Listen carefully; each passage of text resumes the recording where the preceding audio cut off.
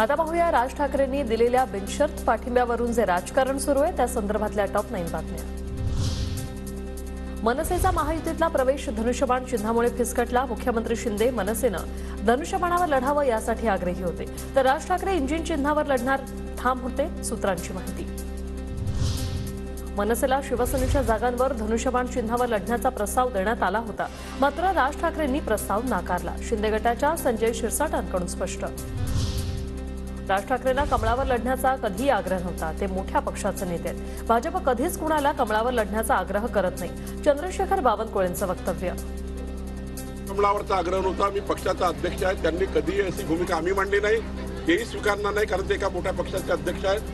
त्यामुळे असा कुठल्या अध्यक्षांनी त्यांना म्हणणे की कमळावर लढा हे आमचे संस्कार नाही। आम्ही असं कधी त्यांना त्यांच्यासमोर असा प्रस्ताव कधीच मांडला नाही, तेही कधी मान्य करणार नाही। त्यांचं इंजिन चिन्ह आहे। कोणती फाईल उघडल्यानं राज ठाकरेंनी युटर्न घेतला। राज ठाकरेंच्या भाजपला पाठिंबा देण्याच्या भूमिकेवर राऊतांची टीका। नवनिर्माण सेनेचा नमो निर्माण पक्ष का झाला, राऊतांचा सवाल। जी फाइल खोली है, नहीं वॉशिंग मशीन की बात बाद में आ जाएगी धीरे धीरे, लेकिन ऐसी कौन सी फाइल आपको दिखाई गई कि आपने अचानक मुंबई में आकर उनको समर्थन दिया। तर मुख्यमंत्री पदासाठी भूमिका बदलणाऱ्यांनी आम्हाला शिकवणे। संदीप देशपांडेंचा राऊतांसह ठाकरे गटावर पलटवार। शिवसेना ठाकरे गटाकडून राज ठाकरेंचा राजकारणातील मुन्नाभाई असा उल्लेख। 2022ला उद्धव ठाकरेंना राजकारणातील मुन्नाभाई आणि केमिकल लोचा म्हणून राज ठाकरेंवर त्यांनी टीका केली होती। उद्धव ठाकरेंचा व्हिडिओ ठाकरे गटाकडून ट्विट।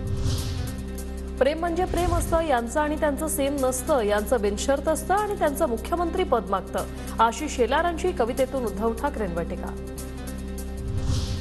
राज ठाकरेंच्या भूमिकेचे मनसेत पडसाद। कीर्तिकुमार शिंदेंची पक्षाला सोडचिठ्ठी। राज ठाकरेंच्या निर्णयानं नाराजी।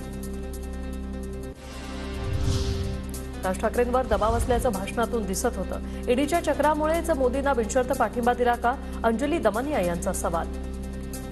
चक्र होतं म्हणून यांनी तो बिनशर्त पाठिंबा दिला का, जे काल मांडलं त्याच्यातही कुठे ते फार सिरियस होते असं वाटलं आणि त्याच्यावर त्यांच्यावर दबाव आहे हेच बाहेर दिसत होतं।